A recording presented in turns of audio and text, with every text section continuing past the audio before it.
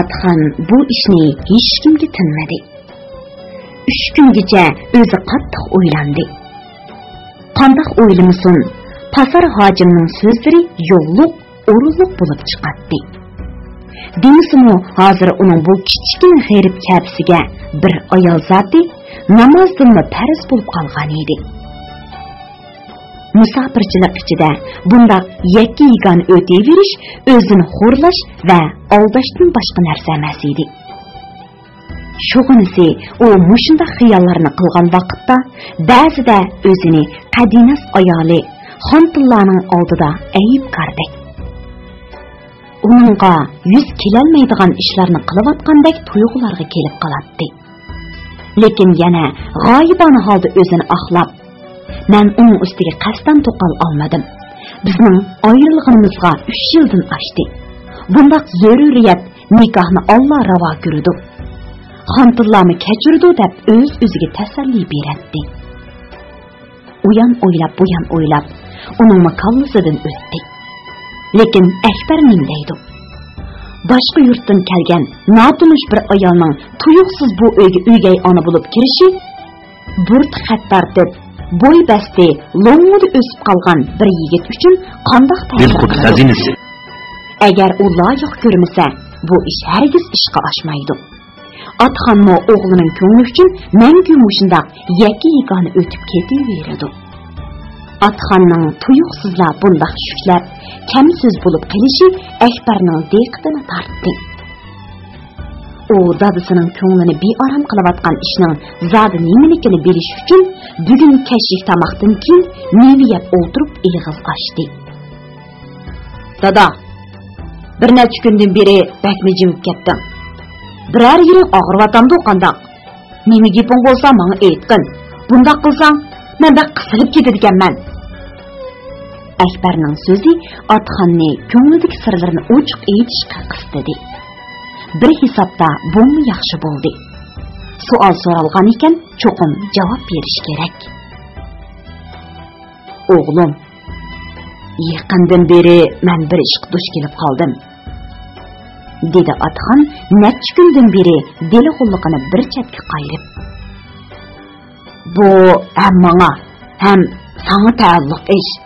Endi ochiq aytmasam bo'lmaydi. Ba'zilar mening soyamni ishga qilib qo'yish ko'ydi bo'lyotidi. Atxon o'g'liga Pasar hojim bilan tanishish jarayonini va uning bilan bo'lgan suhbatlarni ujurib-bujurigacha qo'ymay so'zlab berdi. Akbarmo bu gaplarni anglab o'ylanibmi o'ltirmadi. Balki xushallangan, hayajonlangan holda mundaq dedi. Dada, bu bakmi yaxshi gaplar ekan. Sen bundaq o'tayversang bo'lmaydi. Yilimo shuncha vaqtdan beri men ham dada, ham ona bo'ldim. Ba'zi kunlari tamoq etgan, kir yuygan, uy supurgan ishlarimni ko'rib ko'zimga yosh kelgan. Biz endi omonatga yashab, o'zimizni o'zimiz aldab yurmayli. Taqdir qismatimiz shu o'xshaydi.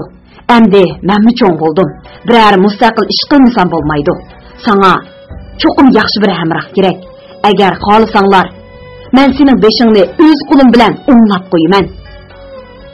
Atxonning ko'ziga g'illidi yosh keldi. O'g'lining ichkuyarlik bilan aytgan samimiy chin so'zlari uning ko'nglidagi dil xastliklarni ko'tarib, bir necha kundan beri dil-g'ulluq, arsodiliqlarni nalagidir g'oyib qilib etdi. Atxon bugun o'g'lining rostli cho'ng bo'lganligiga, jafoliq turmushda pishib, uningdan yetarlik aql idrak topganligiga ishondi. Bu ishonch uni o'zining taqdiridan, kelgusidan va yildizidan xotirjam qildi. Yaqindan beri Akbarda mustaqil ish qilish iddisi pishib yetilayotdi. Bu iddini uning kallasiga do'sti Haris solgan edi. Haris hozir Ummul Qura universitetidagi o'qishini to'xtatib, dadasining tijorat ishlariga yordamlashyapti. Dadasi o'tgan oyda tuyuqsiz yurak kesili bilan yiqilib, nihoyat ta'sir qutultirilgan edi. Doktor uni herib charchashdan, haddidan ziyoda xushallik va xofalik hayajondan cheklagashga, u hozir uy bilan masjid orliqida ko'prak yurib, yiroq yaqindagi tijorat ishlariga o'g'li Harisni chiqarib qo'ygan edi. Haris o'qimishliq, chechan bo'lg'ashqa tijoratning epi-jepini nihoyat tezda egilib oldi. Haris hozir Xumdonga pat-pat kelib, Akbar bilan ko'rishib, ahvollashib turardi. Ham uni Xumdonning hisobot ishlariga yordamchi qilib qo'ygan edi. Bir kuni u Akbarga do'stonalik bilan mundoq dedi: "Adash, bundoq ketaversang, menga qat ko'tarolmaysan. O'zimning manfaatini desam, seni bu Xumdonda menga ishlatgin bor. Lekin bu odillik bo'lmaydi. Sen sahya ketsan. Menimcha sen bir dukkan ichib, mustaqil ish qilib boq. Tijoratchi deganning yo'li bir bo'lgan bilan rizqi boshqa." "Lekin dukkanni nereden topaman, adash?" dedi Akbar qiziqish va umidsizlik bilan. "O'zing bilasan, Makkadagi bozorlardan dukkan topmoq ta'sam qimmat. Men yordam qilaman." Harisning so'zlari samimiy ham keskin edi. "Bozor degan Makkadala emas. Makkadan topolmasak, Jiddadan topamiz. O yer degan ochiq bozor, savdo setiqning qo'ynimi. O yerda mening bir tag'am bor. Shunga etsam yordamlashadi." Mana shu suhbatdan keyin Akbarning ko'nglida dukkan ichish ishtiyoqi tug'ilib, yangi bir tirikchilik plani qad ko'targan edi. Atxon o'g'lining muddasini tushunib, ichida xushal bo'ldi. Uning nazarida Akbar savdo setiq tijorat ishlarida tex ta'misiz giri edi. Agar dukkan ichib mustaqil tijorat yo'liga qadam qo'ysa, uningdagi mana shu ojizlik bilan bo'shliq asta-asta to'liqlanadi. Şunu Atxon, "Bo'pti bolam, dukkan açsang aç," dedi o'g'liga madad berib. "Tijoratmi Imom Azamning yo'li. Halollik bilan 4-5 tanga pul tepib, ish yo'q. İşlarni planlash insondan o'g'lim. İşning putishi Allohdan. Xudo san yor bo'ladi." Pasar hojimning Qohiraga qaytadigan kuni yaqinlashib qolgan edi. Atxonmo bir fikrga kelib bo'ldi. O'g'lining roziligi uning oldidagi barliq to'salg'larni supurib tashlagan edi. U endi xushallik va ko'ngil ozodligi bilan Pasar hojimga javob bera oladi. Pasar hojim qaytishdan 2 kun burun dukkanga keldi va chas soqollarini oldirg'ach ma'nilik qilib mundoq dedi: "Ustam, islom shariatida 3 narsada shak yo'q deyilgan. Birinchisi ko'lda shak yo'q. Uningdan odammi, hayvonmi so'yishidi. Ikkinchisi tag'arda shak yo'q. Uningga oshmolidi, tashmolidi. Uchinchisi xotinda shak yo'q. Uni ummalidi, bummalidi. Mendim shak yo'q taqsir," dedi Atxon bu gaplarning tegiga yetib. "Inshaalloh yaxshi niyatlari ish qilishib, mendek pekir musafirning hojati ravo bo'lib qolsa ajab emas. Undaqda bir fikri kapda-da," dedi Pasar hojim hayyorlik bilan kulib. "Shundoq, o'g'lim qo'shildi," dedi Atxon ko'ngildagini ochiq aytib. "Endiki gap silida qoldi. Xudo buyursa, yaxshi xabar kutgayla." Pasar hojim o'rnidan turdi va bir ish esiga kelgandek Atxondan so'radi: "O'zirda biror parcha surat bormi?" Atxon bu savolning ma'nosini darhol tushundi. "O'z vaqtida pasport ishlatgan suratdan biror parcha turgandek qiladi. Men uyga qarab boqay. Shuni tepib, atkicha menga yetkazib bersizlar. Obdan." Atxon uni dukkanning sirtig'iga uzatib chiqdi. Ular xo'shlashganda kashki shafaq ko'tarilib, Makka osmoni ajoyib jiloliq, jilvodor tusga kirgan edi. Anglayotganinglar beli qutoridan anglatilayotgan ovozli asarlar sahifasi. Pasar hojim bir oyga yetmay Makkada yana paydo bo'ldi. U kelgan kunila Atxonning dukkaniga kirib, 4 so'm cho'nglikdagi bir suratni uningga ko'rsatdi. Atxonning ko'z oldida qosh ko'zi kelishgan, qonsharliq, do'mlaq yuzlik, to'lg'an bir cho'kanning jalbkor siymosi namoyon bo'ldi. Bu Suhaybaning mushqitin tushgan yeng surati edi. O semizrak, ammo chiroyli edi. Yeshi 33 dan halqagan bo'lsin, lekin masjid buzilsa mihrobi qoladi degandek, yoshlik latofati tex tugumagan. Qosh ko'zi go'zal, rayish juvon edi. Uning suratdagi nursiz ko'zlari odamga bir xil muloyim va samimiylik bilan tikilib turadi. "Qada, cho'kan o'zlariga yoqdimi?" dedi Pasar hojim ko'zlarini hayyorlik bilan o'ynatib. "Men demadimmi, u sizlarga yigitliklarni eslatadigan, qiyirliqlarni bilindirmaydigan xotin bo'ladi. Dunyoda bari tepilur, yori tepilmas. Yari tepilur, vafodar tepilmas degan gap bor. Inshaalloh, u sizlarga vafodar xotin bo'lib qoladi. Xotin desa qaqs qo'ziq, o'z ilnak bo'lish kerak. Chin gapni esam suratlarini ko'rgandan keyin Suhayba nima o'ylagan? Bir necha kungacha gap qilmay turibdi. Keyin otanasi nasihat qilib, roziligini oldi. Mazlum haq emasmi? Ko'zi qo'rqidi. Uning ustiga yurtini tashlab bu yerga keladigan gap. Darvaqa, Suhayba yaxshi ko'radigan iri tuyuqsiz qazo qilib, toza paxlan cho'kan bo'lganda tul qolgan edi. Tulluq uningga dastlab ig'ir tuyuldi. Ori keldi. Yolg'izlikda o'tgan kunlar to'limi asta va ma'nisiz bo'ldi. Lekin u chidadi. Asta-asta g'iriblik, tanholik ko'nib qoldi. Amdilikda u turmush deganlarni xiyolidan neri qilib, ota-onasi bilan tinish, xushal-xuram yashayotganda, kutilmaganda bu surat paydo bo'lib, uning fikri xiyolini chalg'itib o'tgan edi. U yotqig'i bekinib olib, bir necha kungacha jiddiy o'ylandi. O'zida ko'rib baxmagan, yiroqdagi bu loyiqqa ma'qul deydisa, nima uchundir ko'zi qo'rqib, yuragi selib ketadi. Yoqday desa, ota-onasiga ichi og'riydi. Ular uning g'imida kundan-kunga qirib ketib-atadi. O'zimi ba'zi kunlari farzandini ko'rmay, bu dunyodan nom-nishonsiz ketib qolishidan o'kinib, urib qo'yadi. Shunday paytda ota-onasi Suhaybaning uzoq yil g'iriblik dashtida ezib yurgan qalbini uyg'otib, hayotga, turmushga va oilaga bo'lgan qiziqishini qaytadan qo'zg'adi. Shuning bilan uning yuragida, vujudida uzoqdan beri his qilib baxmagan bir xil illiq, nozik va shirin tuyg'ular uyg'ondi. Shu chaqda Suhayba o'zini ig'ir dardga mubtalo qilgan bu yurtdan bir mezgil ayrilib, yoshlik qalbiga o'rnab ketgan jarohatlarni yiroq, notinish yerlarda saqaytib olish uchun otlab Makkaga berib, shu yerda uy o'choqliq bo'lishga rozi bo'lgan edi. Omadlari bor ekan ustam. Bir parcha surat bilan yosh, chiroyli bir cho'kanning ko'nglini tutib oldilar, dedi Pasar hojim chaqchaq qilib. Top ko'nigan siri cho'raydi. Go'sh ko'nirgan siri sesiydi. Er kishi topidan tutgan.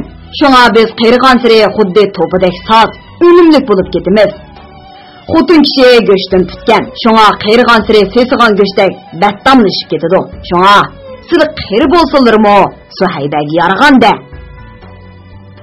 Atxonning Qohiradan o'ylanmoqchi bo'lganligi hayt-uytigicha yiroq yaqinga tarab ketdi.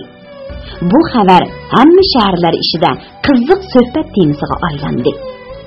Ba'zilar yaxshi bo'pti, qirg'anda baxti echilibdi deb olqishlasa, ba'zilar cho'ng yerga esilibdi.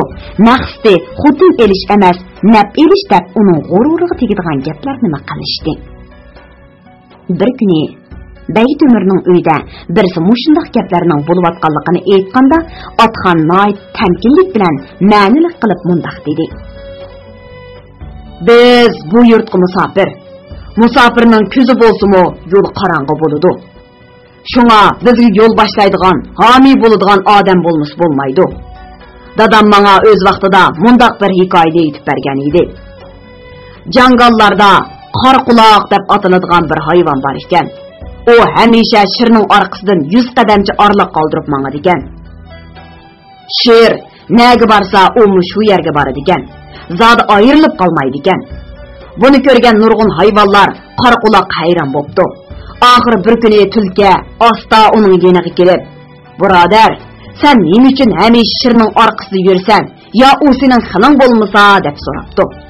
Tulkining savolini anglab Qorquloq mundaq debdi. Ey ahmoq, agar men shirning orqasida yurmagan bo'lsam, mening bu kichkina jinim bu chaqqicha omon qolamdi. Men yeyishni o'ylagan har qanday maxluq oldimdagi shirni ko'ribla ayminadi. Menga chaqirishga petin olmaydi. Yana birisi, men hamisha shirdan oshgan o'ljilarning qoldi qattisini yeb to'yman. Endi uningdan 100 qadam orliq qo'yib qo'yishim har ehtimolga qarshi uningmi hujumidan saqlanish uchun. Mana bu Qorquloqning yashash yo'li. Turmushdimi odam ba'zida o'zini qo'g'dashning, muhofazat qilishning yo'lini bilmasa bo'lmaydi. Bo'lmasa behuda nobud bo'lib ketadi. Chunki bu dunyoda zulmsiz yer yo'q. Kuchliklar ojizlarni, cho'nglar kichiklarni bo'za qiladigan ish hamma yerda bor. Bu kunlarda Otxon to'yning tayyorligiga jiddiy kirishdi. Uni hozir Pasar hojim oldiratmasimi, o'zi oldirab qolgan edi. Uyning ichitishini oqlatdi. Ko'ni bozordan qadimki pasondagi qo'sh kishilik yog'och karvat bilan bir dona ishkop oldi. Yo'qqan ko'rplarni yengiladi. Buning bilan uy xeli saramjon, yo'ruq ham ko'rkam bo'lib qoldi. Otxon Pasar hojim bilan billa Qohiraga mengishga tayyorlanib yurgan kunlarda Akbarmo Jiddadan bir do'kon hal qilib, shu yerga berishga taraddudlanib yurardi. Ular birli kunda yo'lga chiqdi. Akbar dadisini Jidda portidan Qohiraga o'stib qo'yib, ondan o'zining ishini qilmoqchi bo'ldi. Paraxotga chiqib 3 kunlik dengiz safari boshlanadigan kuni Pasar hojim Otxonning yangi, chiroyli ustuvashlarga havaslanib qarab mundaq dedi. Xudoyim rizqlarini keng yaratib ekan ustam. Mana dunyoning bir chetidan kelib, yana bir chetiga kuyog'ol bo'ldigan bo'ldilar. Yaxshi ayol erning ko'rki, uyning zinnati. Xudo buyursa, Suhayba asliga yaxshi jo'ri bo'ladi. Inshaalloh, deganlar kelar taqsir. Dedi Otxon Pasar hojimga minnatdorligini bildirib. Bu ishda o'zlari atadarchilik qildilar. Men sizlarga ishonaman. Paraxot guduq to'g'lab qo'zg'aldi. U xuddi suv beshidagi g'oyat zo'r lahangdek do'lqin yerib olg'a siljiydi. Otxon yiroqda qo'l qilang'iltib qolgan Akbardan ko'zini uzib, bo'zamtul ufq bilan giralishib ketgan bepoyon dengizga nazar tashladi. Anglavatqaninglar beli qutordan anglatilayotgan ovozliq asarlar sahifasi. 6-bob ishq savdosi. Vaqt xuddi yuguruk otlardek bakmi chopqur narsa. Odam yoshligida uning tez o'tib ketayotganligini to'ymay qoladi. U seni balaliq asmlarning shirin quchqiga tashlab qo'yib, o'zi zangar osmondagi bo'z bulutlardek shundoq yengil, shundoq tez o'tib ketaveradi. Akbarning Jiddadagi Sogal Alvi degan yerda do'kon ichib o'ltirganiga hash-bash degicha 1 yil bo'lay deb qoldi. Uning do'konida kiyim-kechaklardan tortib targ'oq suzgichgacha minish mollar bor edi. Lekin savdo o'lik edi. Jidda Makkaga qaraganda xeyli taraqqiy qilgan o'chik shahar bo'lg'ashqa yengillik ko'p, raqobat kuchli, kayfiyat o'zgarishchan edi. Akbar buningga degandek moslashib kelolmayotdi. U do'konni tong saharda echib, yarim kechada taqovatgan bo'lsa-mu, lekin kundalik savdo o'zining yeb ichishidan oshmayotdi. Mollarning besilib qolish ahvoli og'ir edi. Nesiga olgan bir muncha charchin mollar hozirgacha setilmay tursa-mu, lekin mol egillari uning pullarini oz-ozdan elib, allaqachon yeb bo'lgan edi. Akbar to'xtam sudek bir xil holatda o'tayotgan bundaq shovqinsiz turmushdan zerikishga boshladi. Zerikkan siri qallis qo'danshib, xiyoli na'malarga ketadi. U hamisha Jiddaningovat ko'cha manzarasiga qarab, bu o'zgacha manziraning o'zi bilan qilchi aloqasi yo'qdek begonalik his qiladi. O'zi mushu zamonda, mushu odamlar orasida turib-atsimi, lekin o'zini bu ovat shahardan, har xil tabiqadagi kishilardan xeyli yiroq turib-atgandek, jismi bu yerda bo'lsa-mu, ammo ko'ngli osh yiroq yurtdagi to'pliq yo'llar bilan mehr issiq odamlar orasida edi. savdo, hunar, raqobat, kurash. Bu yerdagi hayot mana shu edi. Kishilar tirikchilik yo'lida jon tikib elishadi. Bir-birining piyida bo'ladi. Bir-birini aldaydi. Cho'ng beliq kichik beliqni yeydi. Kuchliklar ojizlarni bo'zaq qiladi. Bu yerdagi turmush ana shunday raqobatga, aldirashchilikqa va bag'ri tashliqqa to'lgan edi. Turmush aslida san'atdan, naqsh usul, o'yin kulka va qizg'in ma'naviy hayotdan ayrilmaydi. Lekin bu yerda undaq hayot yo'q edi. Naqsh usul man'iy qilingan. Kino teatr deganlarmi atkas mal edi. Hamisha bir xil ritm, bir xil tusda o'tayotgan bundaq oddiy, begona turmush kunlarning o'tishi bilan Akbarning ichini siqishga boshladi. Xuddi tuzsiz tomoq odamning og'ziga tetimgandek, uning ma'naviy dunyosi qandoqdir bir narsalarning kamligini his qilib, g'eriblik, yolg'izlik dardini tortib o'tadi. Demisimi bu yerda nag'ma navo, o'yin kulki tugul biror bo'ling pushqoqda kino yoki teatr, naqsha yoki usul degandek narsalarni zodila ko'rgili bo'lmaydi.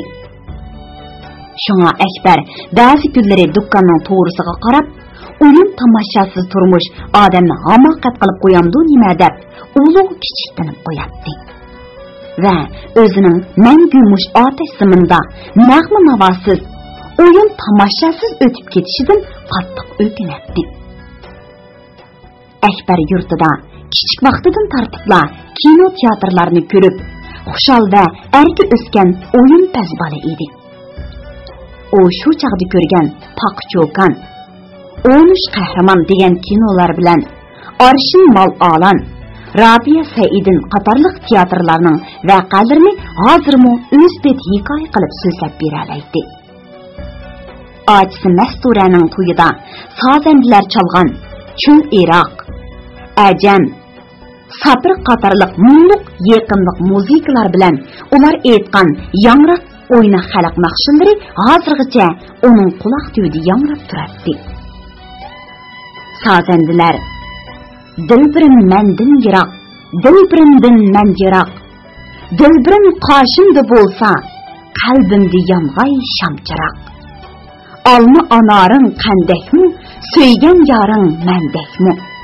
Deb naqsh to'lganda bir usulchi texi Akbarning usuliga tartib, ochangning to'yida o'ynab ol deb so'ringa boshlab tushgan edi. Bu kunlarda Akbar nima uchundir mahallasidagi o'zi bilan billa o'ynagan tang tushqizlarning xazinasi bo'lib qoldi. U hajga minishning oldidagi bir oqshimi mahallasidagi qiz o'g'illar bilan ko'chaning og'ziga yig'ilib, dastlab hikoya cho'chak aytishdi. Keyin chalma qo'ydim degan o'yinni o'ynab, bir-birining qo'yniga qo'l tiqishib, ko'k chaqchaq qilishdi. Oxirida jup-jup bo'lib, mukmikilan o'ynadi.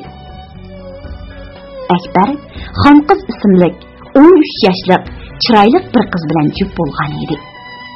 Ikkisi nukish uchun bir-birining qo'lini tutib, chashqan uvsda qatma-qat ko'chaning eng ichkarisidagi bir qopchig'iga keldi. Bu yer qorong'u ham jimjit edi. Shunga bir oz surilib ko'rinadi. Bir chaqda Xonqiz uqishmasdan bulungda tugilib yotgan lamma itning quyruqiga dastab oldi. It tuyuqsiz havuşib o'rnidan turib ketdi. Xonqiz qo'rqqandan o'zini Akbarga etib, uningga ching chaplashib oldi. It o'z o'rnida bir-ikki pirqirab g'ingshig'inicha ularning yenidan o'tib ketdi. Lekin Xonqiz texicha Akbarga chaplashib turardi. Uning yumshoq badani xuddi kaptarning boshqisidek dir-dir titraydi. Issiq nafsi, tatliq hidi Akbarning yuziga o'tdek uriladi. Endi ko'tarilishga boshlagan yumran ko'ksi nepis ko'nglik ustidan uning badaniga tegib, Akbarning vujudida azaldan his qilib boqmagan bir xil lazzatli sezim paydo qilgan edi. Shun u o'zini tutolmay qoldi. G'o'ljin kerib, qizni rasmiy quchoqladi va uning g'unjidek echilib turgan mag'ziga cho'qqida birini so'ydi. Qiz dastlab hang-tang bo'lgandek jimmida turib qoldi. Akbarning quchqidan bo'shinishga urinmadi. Faqat Akbar ikkinchi qatam uning issiq, suzik lavriga suymoqchi bo'lib, tumshuqini so'zib kelgandilar. Birdan yo'qolib uning quchqidan bo'shandi va qilim degunicha o'ynaqishib yugurib ketib qoldi. Odamning ruhini urg'utquchi bundoq aslimlar tanholik, zerikishlik ichida yashayotgan Akbarning xiyoliga har qatim kelganda u xuddi xon qizni hozirmi quchoqlab turgandek qo'llarini chingiralashtirib, tumshuqini so'zib, bir xil tatli xiyoliy tuyg'u ichida tamshilib qo'yatdi. Lekin bularning hammasi xiyoliy bir tuyg'u, shirin aslimli edi. Ko'z oldi bo'lsa, butunlay boshqacha bir dunyo. Ikki qutb bir-biridan ayirib etilgan ma'nisiz, quruq va hissiyotsiz dunyo edi. Akbarning atdigandan kashgacha do'konda o'tirib, aslimalar ichida yashaydigan xiyolparastlik kunlari uzoqqa bormadi. Harisning jiddiga kelib uni yo'qlashi uning hayotidagi yana bir burilish nuqtasi bo'lib qoldi. Adash, bundoq ketaversan foyda tugul, dirangni yeb qo'ydigan o'xshaysan, dedi u Akbarning ahvolini uqqandan keyin qayg'urib. Menimcha do'konda o'tiravermay, charbozorchilik qil. Makkaning atrofidagi sahroda dehqon chorvachilar ko'p, ularning hol kunimi yaxshi. Mollaringni shu yerga olib aylantirsang cho'qim bozor chiqadi. Shug'inisi asli jafo tortib qolasan. Jafo tortmay halovat nada? Dedi Akbar xushal bo'lib. Harisning talabi uningga yoqqan edi. U do'konda atidan kashkishga g'amga petib o'tirgandan yurt kezib erkin ozod yurishni afzal ko'rdi. Uning ustiga char bozorchilik jafoliq bo'lsa-mu ko'ngillik edi. Jahon ko'ratdi. Kishilar bilan tonishatdi. Savdo setiqning erpi-chepini o'rganatdi. Haris uningga xumdonda ishlatadigan eshaklar orasidan bir ko'k taxayni chiqarib berdi. Akbar do'kondagi mollarining har xillaridan avrishga elib, puxta yashiklarga qochiladi va ko'k taxayga ortib, Haris sizib bergan xarid bo'yicha jiddidan tortib, Makkaning atrofidagi sahrolargacha yurt kezib, chor bozorchilik qilishga boshladi. Anglavatqaninglar, beli qutoridan anglatilayotgan ovozliq asarlar sahifasi. Atxon bilan Suhaybaning o'ttirsidagi arxotilliq muhabbat ularni ruhlantirdi. Ularga baxit, umid va g'ayrat ato qildi. Suhayba o'z vaqtida ko'zi qo'rqqan bu g'oyib nikohdan endilikda ko'ngli to'xtab, rozimanlik hissiyotiga cho'mgan edi. Ularning yeshi va jismi bir-biriga mos kelmasa-mu, lekin ruhi bilan e'tiqodi xuddi ikki tomchi suvdek bir-biriga qo'shilib moslashib ketgan edi. Buni ularning muhabbatlik yuragi his qiladi, lekin bir-biridan pinhon tutatdi. Suhayba Atxonning o'ziga bo'lgan samimiy sadoqatini o'ylasa, yuragi xushallikdan suyunib, zaxmi yegan andishlik ko'ngli xuddi zulmat ichida charaslab yenib turgan o'tqashni ko'rgandek vallada yo'rib ketadi. Quyuq ixlosmanlik va taqvodorlik muhiti ichida o'sgan bu cho'konning qalbi pok ham sabiy edi. Shuni u bu uyda osonla beg'ir besib turib qoldi. Suhayba erning siziqdan chiqmaslikni, erni obdan kutishni azaldan o'zining turmush mezoni qilgan edi. U tarbiya ko'rgan talabchan ayol bo'lg'achqa, hamisha o'zini er deganning ko'ngli avrishim yeb, kichkina qattiq tegiz uzilib ketadi deb ogohlantirib turadi. Shuning uchun Suhayba ham iffatlik, ham shafqatlik ayol edi. Uning ishchan qo'li bilan Atxonning heliqi oddiy, ko'rimsiz uyi nihoyat tezda o'zgarib, pokiz, ratlik, chiroyli g'amxonaga aylandi. Atxonning o'zimi bu kunlarda bir necha yosh yoshirib qolgandek ruhliq, tetik bo'lib ketgan edi. Tunish bilishlari uningga chaqchaq qilib, "Ustam, o'zlariga Makka yarishib, sassaqdagi laylaq qo'sh rostili lochinga aylandimi nima?" deganda, u qilcha yoshirmay, yaxshi xotin haqiqatan uyning zinnati, erning ko'rik ekan deb faxrlanib qo'yadi.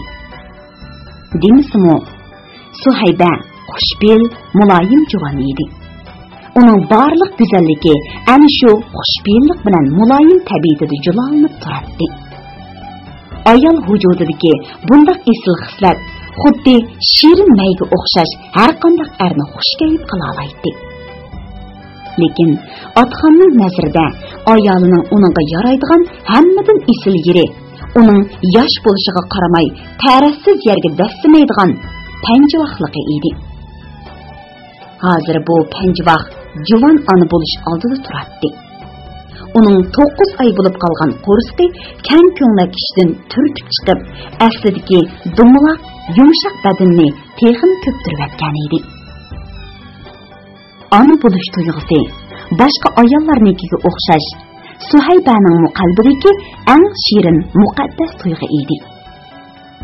Shunga bu tuyg'u uni qit'a otlanib, Nil daryo bo'yidagi havoliq, go'zal qadimiy shahar Qohiradan ayirib, islom madaniyatining bo'shigi bo'lgan bu mo'tavar qoqos otassimga aykalgan edi.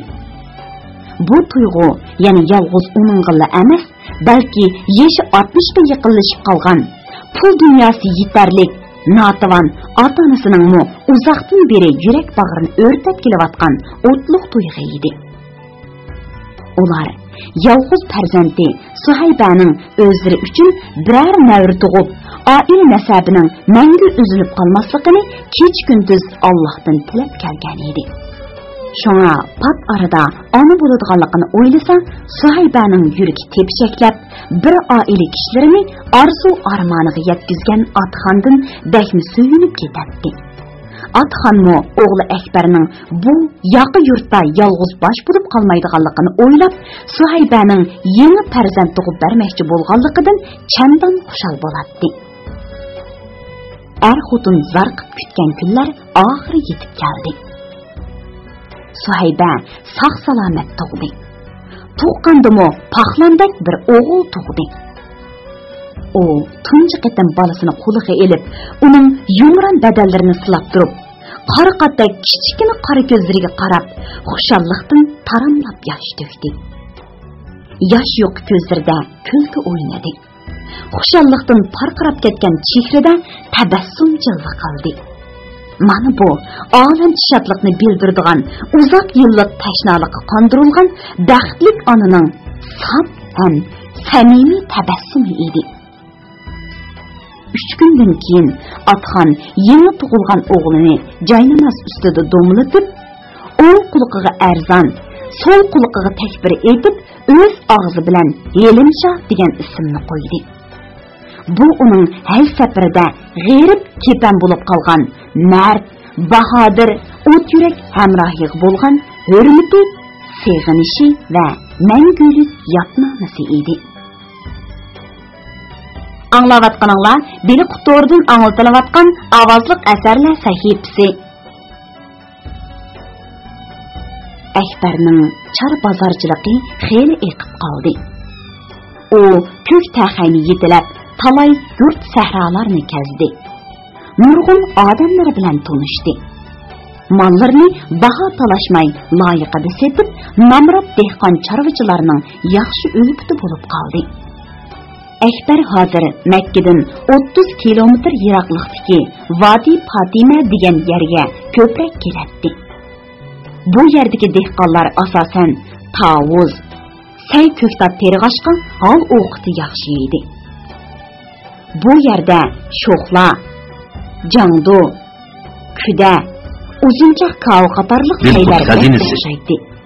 Tavuzlarmi tattiq edi. Bular yük mashinalarida Makkadan tortib Jiddaga to'shilatdi. Akbar bu yerni yaxshi ko'rib qoldi. Amaliyotda uning yaxshi ko'rgani bu yer emas, balki bu yerda yashayotgan bir arab qizi edi. Akbar tunji qatim bu yerga kelganda kashf kirib qolgan edi. U yo'ldan ezib bir o'ymonga tushib qoldi. O'ymanda sasliq va yomg'ir suvi yig'ilib qolgan ozgonlar bor edi. Atrofi so'gat, xurmo, tikanlik, repida daraxi va bo'g'im qo'lliq daraxtlar bükkülü o'sgan qo'yiq o't-cho'plik bo'lg'ashqa hamma yer qorayib turardi. Akbarning quliqiga paqalarning kurultashlari, chekatkilarning chiriltashlari va o'z eshigining tuyoq ovozi anglanib turardi. Akbar Arabistonga kelgandan beri tunji qitim mushundaq yeshillik purkangan salqin havoliq yerni ko'rib, xuddi tasaddibi o'z yurtiga kelib qolgandek suyunib ketdi. Paqalarning kurultashlari bilan chekatkilarning chirildashlari bo'lsa, uni texim hayajonga soldi. Akbar o'zini go'yo yurtidagi tuman daryosining bo'yida ketayotgandek, daryo bo'yidagi majnun tollar bilan yandagi epiz qirlarida sakrishib yurgan bu jonivorlar uning qadam ovoziga moslashib, nag'ma-navo qilayotgandek shundoq ko'ngillik va yaqinlik his qildi. Akbar qorong'i tushib ketayotganligiga parvo qilmay, bu yeshillik olamini sayr qilib, xeyli uzoqcha aylanib yurdi. Bir chaqda yiroqdan uning ko'ziga lipildigan chiroq yo'riq ko'rindi. Akbar asta shuni ko'zlab mangdi.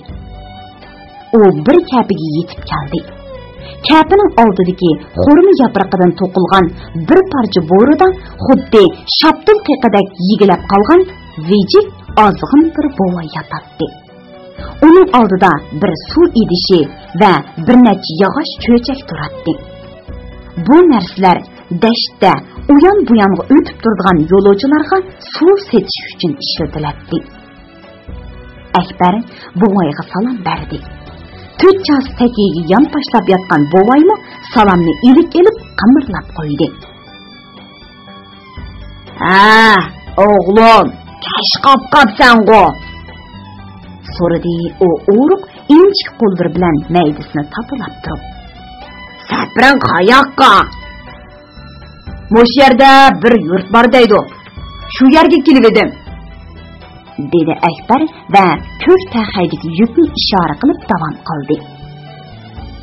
"Har xil mollar bor, so'zset qilyapman." "Ha, bizning yurt Vodi Fotimaga kelibsan-da," dedi buvay va Akbarni maqtab so'zlab ketdi. "Yaxshi qilsan, o'g'lim. Biz dehqonlarning hamish shaharga berib savdo qilg'idek vaqtimiz nada? Burungo qo'l ilkimizda yo'q, shaharga kirish, bozorga berish deganni o'ylab qo'ymaydi, bolam. Lekin hozir dehqon chorvachi deganning mo olguni yaxshi bo'lib ketdi. Hukumat degan bakmi ulug', tog'da qudratli ishgan. Bizni birli yo'livedi, hammaylarning qaddi ruslandi. Ana qarag'ana, hukumat dehqonlardan bir tiyin olmay bo'z yer echib, quduq qo'lab beryotdi. Uruq, o'g'ut deganni bekoga yetkazib beradi. Tehi tog'lardagi chorvachilarning kuni bizdinmi yaxshi? Qo'y o'shga baqsangmi pul, kali baqsangmi pul, to'gi baqsang teximi pul. Hukumat ta'sillik, yillik yordam puli beryotdi. Qancha ko'p baqsang, shuncha ko'p pul olasan. Lekin biz pul topgan bo'lsaqmi, yanala yo'lida xajlay o'tib ketamiz.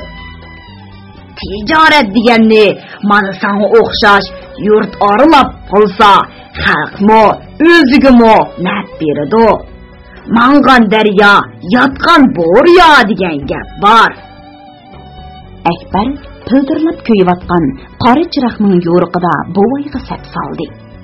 U 70 ga yiqilishib qolgan, ko'zi yuzlarini qatma-qat qo'riq qaplagan, qo'ng'ir terilari sunkidan ajrab, shiliqshib turadigan miskin buvay edi. Lekin uning ko'tmak qoshlari ostidagi ko'zlari texi nuridan ketmagan. Chiroq yo'riqida muloyim chaqnab turardi. Akbar bu ko'zlardan buvayning sodda va durust odamligini ko'rdi. Buvay shuncha yoshga kirgan bo'lsa-mu, yana bu dasht bayovonning eg'izida suv sepib, savobli qish bilan kishilarning duosini elib yotadi. Ular o'zaro tanishdi. Buvayning ismi Ibn Asakir bo'lib, mushu yurtliq edi. Kampir o'lib ketgandan keyin kelinning qo'liga qoldi. Kelini dastlab xeli obdan qaragan bo'lsa-mu, keyin aski oldi. Ha desila, yo'qsizlikni bahona qilib, qo'shiqni taboqqa, cho'mishni qozonga urib, chalva qaytdi. Bundaq chaqlarda o'g'lim qulqini yopirib, o'zini bilmasga selib oladi. Bu hal bovoyga ora keldi. G'ururiga tegdi. Oxiri yaxshi ish o'ligini ko'rsatmaydi degandek, uyni ularga tashlab berib, bir yilning oldida mushkabiga chiqib olgan edi. Bu yer 4 yo'lning to'xumi bo'lg'ashqa o'tgan kashkanlar ko'p edi. Buvay hamisha o'ymandagi buloqdan suv akilib, kapi oldidagi ko'p idishlarga to'shqizib qo'yatdi. Shunga buvay bu yerga kelib, uzoq o'tmay asakir o'tini deb nom chiqardi. Har qanday yo'lovchi bu yerga tushmay o'tmaydi. Hatto cho'ng savdo karvonlarimi tushkun qilib tunaydi. Shunga buvay bu yerda hech narsadan qisilmay, erkin ozodi yashaydi. Bugun bu yerda tunab qol bolam, dedi buvay bir chaqda Akbarga bir qacha muzdek suvni uzatib. Mushu o'ymandan o'ssangla, vodiy Fatimaga kirasan. Ati barsangmi bo'ladi, eshikingga o't selib ber. Kapining orqasida quruq bedi bor. Akbar atdigandan beri yo'l yurib erib qolgan edi. Buvayning taklifi uningga xush yoqdi. O ko'k taxayning ustidagi yuklarni tushirib, eshakni o'tga qo'ydi. Eshak kapining orqasidagi bedilarni qaraslatib yeyishga boshladi. Akbar xurjundan pushirilgan to'xu go'shi, tuxum va nonlarni elib, buvay bilan billa qo'rsqini to'ydirdi. Va uzoqqa qolmay kapining bir bo'lingida buvay bilan so'zlashib, uyquga ketdi. Akbar atsi uyg'onganda buvay kapining oldidagi tosh o'choqda choy qaynatib, nashtalik tayyorlab atdi. Ikkisi billa nashtalik qildi. Buvay onunğa konu ko'ridagi o'zi yasıgan Qurayish erimchikidan bir necha qo'shiq elib berdi. Akbar uni tamshib turib yedi. Erimchik bir oz ochiq bo'lsa-mu, lekin yeyishlik edi. Ko'ngilni, ishtihoni ochatdi. Nashtadan keyin Ibn Asakir uni uzatib qo'ydi. Akbar menish oldida uning beshiga oq ipak do'ppisidan birini kiydirib qo'ydi. Va qo'liga bir to'qash sopun, 2 qop sarangini tutqizib, "Rahmat buva, obdan xaridorligimni qildingiz. Buni deyki izlab turman," deb tashakkur etib xo'shlashdi. Buvaymu uni heriqi erimchikdan tugunchaq qilib qizg'in uzitib qo'ydi. Akbar chashki vaqti bilan yurtga kirdi. O xuddi bir ko'rsatib qo'ygandek qasha tamliq bir bog'ning oldiga kelib to'xtadi. Bog'ning o'ttirsida xurma yo'pirmiqining safiqi bilan yasalgan challilik shipang bor edi. Shipangda bir necha yo'lanchiklik to'qilma o'rindiqlar turardi. Atrof jimjit bo'lib, faqat issiq shamolning g'uyuldishi va yo'pirmoqlarning shildirilishila anglab turardi. Akbar yiroqdilla talaffuzini keltirib, necha vaqtdan beri to'la to'g'lab o'ginib ketgan gapini varqiradi. "Mol sotman, mol! Nima desang shu bor, tez kelib elib ol! Mol sotaman, mol! Tugab ketsa qolmaydi!" Hayal o'tmay bog'ning kun petish tarafidagi kesak uydan bir qiz yugurib chiqdi. Qiz beshiga chasi bilan qistirib olgan, chasi yog'liq artgan, uchisiga nefis zangar rido yepingan edi. Bo'ynidagi bir tiziq kahva marjon quyosh nurida yiroqdilla parqirab ko'rinadi. Qiz yugurib kelib Akbarga 10 qadam qolganda chippida to'xtab qoldi. Ularni bog'ning tol chivoqlarida to'qilgan pakarg'ina qashotini ayirib turadi. Qizning yuzi ochiq edi. Shun u Akbarga yaqinlashishdan qo'rqib to'xtab qolgan edi. Lekin qiz orqasiga yanmadi. Balki Akbarga tikilgan ko'zlarini nazokat bilan o'ynatib, ondan yerga qarab turib oldi. Onun bundaq səbi, pak və qızğın qarashlardan 17-ге kirib, yürki, сөйгі talab qılıbatqan becirim bir qızның balağat yeşidiki təşnalıqı çıxıb duratdı. Qız ehtiyat bilan ətrafıga qarab qoyub, yana 1-2 qadam oldiga cham dedi. Akbar əmdi uni shundaq aniq ko'rdi. U qaddi qomati kelishgan, husniga to'lgan, qanşarliq, buğday o'ng, nangzi qizil, ko'zlari surma surgandek tabiiy qop-qora bir qiz edi. Onun uçsiga ortib olgan zangar ridosi badanni yelkisidan tortib o'shqig'ich yo'gab turibdi. Akbar qizga herismanlik bilan qarab turib qoldi. Onun ko'zlaridagi boyiqa hayronlik o'rnini endi zo'qlanish egilgan edi. Qiyo echilgan lablarida bir xil maston kulki jilvillanib turibdi. Qiz sahroda cho'ng bo'lgan bo'lsa-mu, lekin nihoyat yo'qishliq, jilvidor qiz edi. Onun bütün turqidan yigitlarning ko'zini aloq-jaloq qilib yetadigan bir xil sehri kuch chiqib turibdi. Qiz asta beshini ko'tardi va Akbarga qiyo beqib, qoshaning u tarafida turib so'radi. Sizda xalxal bormi? Akbar levini tishlab turib qoldi. Chunki uningda yosh qizlar havasga ishlatadigan bundaq zinnat buyumi yo'q edi. Hozir yo'q, kelar qitim olg'a chiqay, dedi Akbar va zo'r g'ayratga kelib. Ismingiz nima? deb so'radi.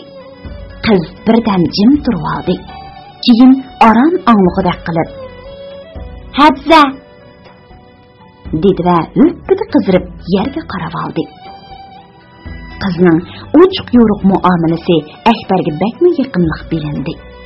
Bir xil shirin jug'uldash uning vujudiga taragandek bo'ldi. U qizning ko'proq so'zlashini kutatdi.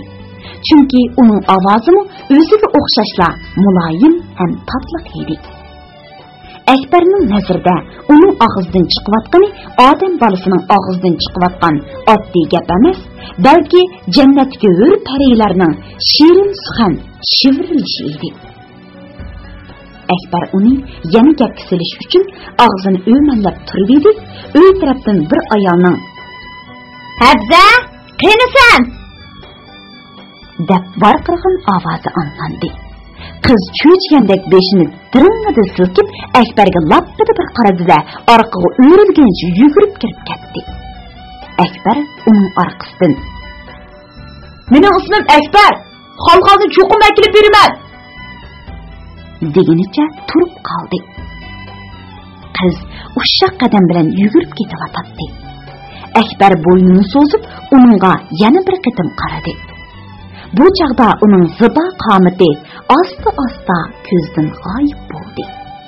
Faqat zangar ridosi g'il-palla ko'rinib, Akbarning fikr xiyolini chalg'itibdi.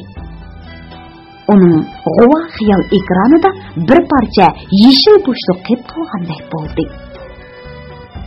Akbar kashkicha yurt arladi. Bu tüp-tüz ketgan tuproqi munbat vodi edi. Atdigandan kashkicha quyoshning hil-hil tapdi badanni ko'ydirib, yuzlarini yelinjitadi. Dehqonlar shundoq issiqdimi, quduq suvi bilan yomg'ir suviga tayinib, etizdan kirmay teriqchilik qiladi. Bu yerning tavuzi haqiqatan tatliq, say ko'ktatlari sarxil edi.